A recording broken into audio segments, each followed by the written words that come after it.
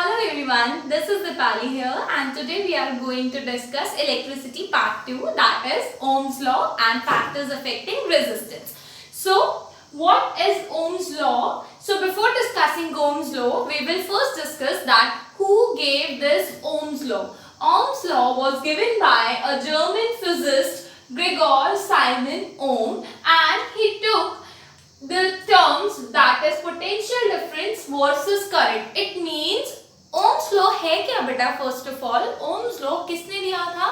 Ohm's law दिया था Simon ओम ने, और उसी के नाम की वजह से उसका ये जो डेरिवेशन है उसका नाम भी क्या पड़ गया? Ohm's law पड़ गया. अब उसके बाद उसने किस पर काम किया था? उसने काम किया था पोटेंशियल डिफरेंस और करंट, इन दोनों को वो साथ लेकर चला था. यानी पोटेंशियल डिफरेंस और करंट किस तरीके से आपस में कोऑर्डिनेट कर रहे हैं या आपस में किस तरीके से रिलेट कर रहे हैं उसके बारे में ये ओम्स ने बताया. तो अब है क्या ये ओम्स लॉ? बेटा सबसे पहले यहाँ लिखा है पोटेंशियल डिफरेंस एंड करंट. अगर आपको पोटेंशियल डिफरेंस नहीं पता तो इलेक्ट्रिसिटी पार्ट 1 में मैंने सारे बेसिक कॉन्सेप्ट पूरे चैप्टर के दिए हुए हैं, आप वहां जाकर चेकआउट कर सकते हैं कि पोटेंशियल डिफरेंस होता क्या है.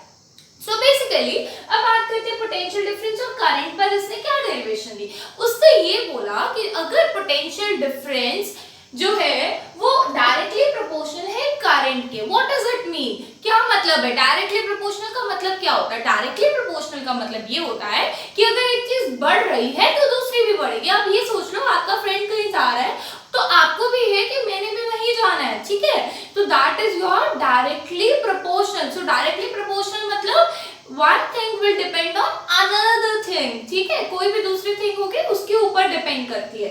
So we will put a sign like this. Sign is called proportionality sign and potential difference is directly proportional on current. इसका मतलब ये है, आप यहाँ दो सिंबल्स देख रहे हैं बेटा, इट मीन्स अगर पोटेंशियल डिफरेंस बढ़ रहा है तो करंट भी बढ़ रहा है. अब एक चीज को समझो बेटा, पहले घर में स्टेबलाइजर लगाते थे ना, तो स्टेबलाइजर फ्रिज पे लगता था. उससे क्या होता था कि अगर वोल्टेज कम होती थी तो हमारे को पता लग जाता था वोल्टेज बंद है, करंट बहुत कम आ रहा है. तो हम क्या करते थे, अपने घर के सारे बल्ब और सारी चीजें बंद कर देते थे, हैवी अप्लायंसेस. क्यों? ताकि हमारे अप्लायंसेस क्या ना हो जाए, सड़ ना जाए, है ना, डैमेज ना हो जाए. इसलिए इसने बोला बेटा कि जो पोटेंशियल डिफरेंस है यानी जो आपकी वोल्टेज है वो किस पे डिपेंड करती है? करंट पे. अगर पोटेंशियल डिफरेंस कम है बेटा, घर की जो डोमेस्टिक पोटेंशियल डिफरेंस होती है दैट इज योर 220 वोल्ट, ठीक है? 220 वोल्ट का करंट हमारे घर में आता है. अगर 220 वोल्ट से बहुत कम चला जाए, मान लो 100 वोल्ट हो जाए, तो क्या होता है ना, आपके घर में सारी चीजें बहुत स्लो डाउन हो जाती है. अब स्लो डाउन हो जाती है का क्या मतलब है कि पोटेंशियल डिफरेंस घट गया, जिसकी वजह से करंट भी घट गया, ठीक है? अगर पोटेंशियल डिफरेंस कम हो गया तो करंट भी कम हो गया. और एकदम से जब वोल्टेज बिल्कुल ठीक हो जाती है, मेंटेन हो जाती है, पोटेंशियल डिफरेंस फिर से बढ़ जाती है, तो करंट भी अच्छा खासा आ जाता है ना. So that's why this Ohm scientist, this Ohm physicist gave us this term that potential difference is directly proportional to current. यानी पोटेंशियल डिफरेंस बढ़ेगा तो करंट भी बढ़ेगा, फिर पोटेंशियल डिफरेंस घटेगा तो करंट भी घटेगा. अब क्या हुआ बेटा, जब भी हम इस पोटेंशियल डिफरेंस और जब भी हम यहाँ पे प्रोपोर्शनैलिटी का साइन लगाते हैं, तो अगर हमें इस प्रोपोर्शनैलिटी का साइन हटाना होता है तो हम उसकी जगह प्रोपोर्शनैलिटी कांस्टेंट फिक्स करते हैं. तो यहाँ पर कांस्टेंट क्या है? R. और R क्या होता है? रेजिस्टेंस.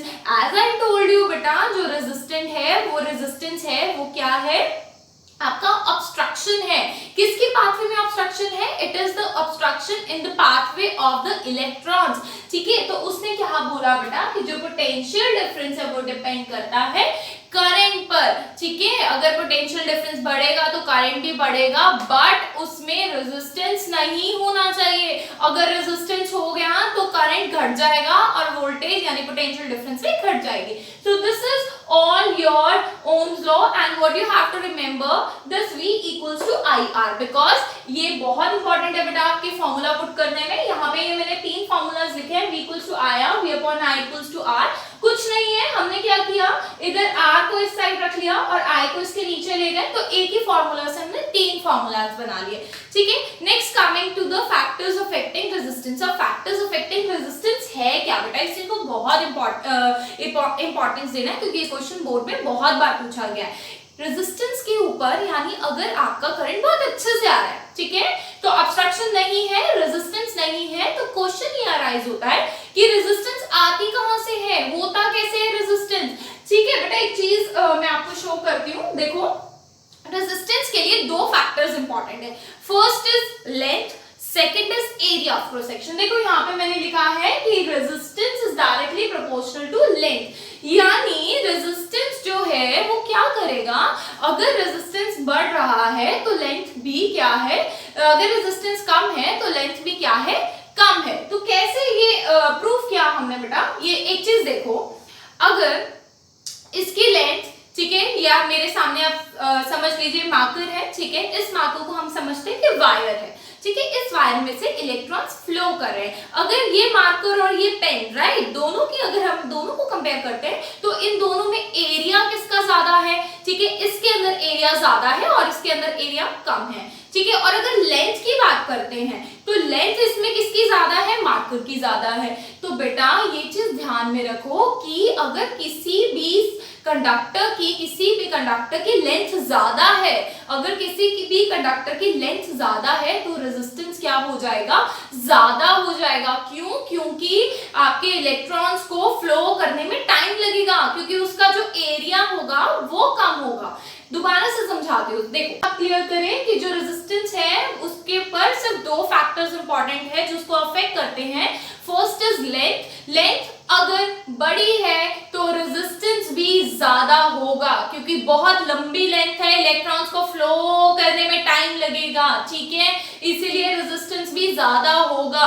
और अगर रेजिस्टेंस जो है, अगर हम उसको एरिया ऑफ सेक्शन के साथ देखें बेटा, तो अगर रेजिस्टेंस के अंदर हमने ये चेक करना है कि रेजिस्टेंस ज्यादा होगा कि कम होगा। अगर एरिया ज्यादा है तो रेजिस्टेंस कम होगा बेटा, क्योंकि एरिया आपने देखा है ना, अच्छा पोल्स जो होते हैं, ट्रांसफार्मर होते हैं, उसपे इतनी मोटी मोटी वायर लगी होती है। क्यों लगी होती है इतनी मोटी वायर, का क्या काम है, क्योंकि बेटा उसके अंदर एरिया बहुत ज्यादा होता है, इलेक्ट्रॉन बहुत जल्दी फ्लो कर जाते हैं। बट अगर हम जो घर में चार्जर वाली वायर यूज करते हैं, अगर वो वायर लगा दे तो नहीं यूज कर पा सकते हम, क्योंकि उसमें इलेक्ट्रॉन फ्लो तो ये नहीं कर पाएंगे, ऑब्स्ट्रक्शन आ जाएगी, रेजिस्टेंस आ जाएगी। अगर हम इन दोनों इक्वेशन को कंबाइन करें, यहाँ पे क्या कॉमन है, R एंड R, हमने यहाँ पे R लिख दिया, यहाँ से L उठाया, यहाँ से A उठाया, we get L by A। आपको बताया था प्रोपोर्शनैलिटी साइन को हटाने के लिए हम एक साइन लगाते हैं, ठीक है, प्रोपोर्शनैलिटी कांस्टेंट बोलते हैं, that constant is here rho which is called resistivity. I hope आपको ओम्स लॉ और फैक्टर्स अफेक्टिंग रेजिस्टेंस समझ में आया होगा। अब बात करते हैं बेटा आपके अमेजिंग फैक्ट की। तो अमेजिंग फैक्ट है क्या, इसके अंदर लिखा है बेटा जो सिल्वर है वो बेस्ट कंडक्टर होता है। देखो यहाँ बोर्ड पे लिखा है सिल्वर जो है बेस्ट कंडक्टर है। इट मींस बेटा बोला जाता है, हम घर में कौन सी वायर यूज करते हैं, कॉपर वायर यूज करते हैं ना, हम कॉपर वायर ही क्यों यूज करते हैं, क्योंकि बेटा उसके अंदर रेजिस्टेंस क्या होता है, कम होता है, उसमें रेजिस्टेंस इतना ज्यादा नहीं होता। बट क्या आपको पता है सबसे कम रेजिस्टेंस किस में होता है, सबसे कम रेजिस्टेंस सिल्वर में होता है। तो बात बोलोगे मैम हम फिर सिल्वर की वायर भी तो लगा सकते हैं अपने घरों में। यस डेफिनेटली हम सिल्वर की वायर लगा सकते हैं। आपको पता है हम सिल्वर की वायर लगाएंगे तो कभी भी हमारी जो पोटेंशियल डिफरेंस का फ्लक्चुएशन होता है, वोल्टेज का फ्लक्चुएशन होता है, वो कभी नहीं आएगा, रेजिस्टेंस हमारी कभी बढ़ेगी, कम नहीं होगी। बट क्यों नहीं लगा सकते सिल्वर की wire, because it is to costly, इतनी कॉस्टली हम अफोर्ड नहीं कर सकते हैं, पूरे घर में हम सिल्वर की वायर तो नहीं लगा पाएंगे ना बेटा।